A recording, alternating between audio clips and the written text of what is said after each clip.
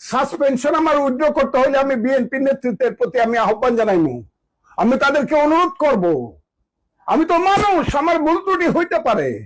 আপনারা সম্মেলনের আগে আমার সাসপেনশন দয়া করে উইথড্র করেন, কিশোরগঞ্জ জেলা সম্মেলনের আগে। আমি দল করতে একজন রাজনীতিবিদ হিসেবে তো এটা মানে বসে থাকা তো পারা যায় না, রাজনীতি করলে। আমার জেলার সম্মেলন 13টা উপজেলা 21টা ইউনিট আমি করছি, প্রত্যেকটা ইউনিট 8 বছর। এখন তো আমার যারা করতেছে এরা আমার ছোট ভাইয়ের মতো, প্রেসিডেন্ট সাহেব সব ছোট ভাই আমার, এরা তো আমার সেই ফাউন্ডেশনের উপরে সংগঠনটা করতেছে। আমি এখানে একদম এরকম হয়ে গেলাম, আমাকে কি বলে আমি বাতিল হয়ে গেলাম না, কিশোরগঞ্জের সম্মেলন আমি যেতে পারবো না। কে সহ্য করতে পারে এগুলা?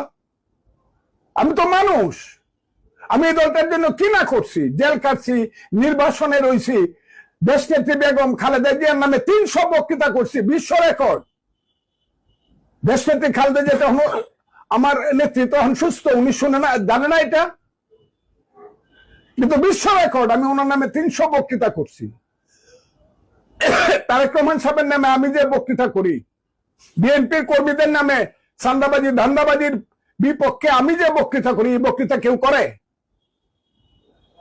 একটা কথার জন্য আমাকে করে 3 মাসের জন্য কোন ধরনের চিন্তা না করে এক্সপেল করে দিচ্ছেন, আমি খুশি হয়েছি। এখন তুলেন,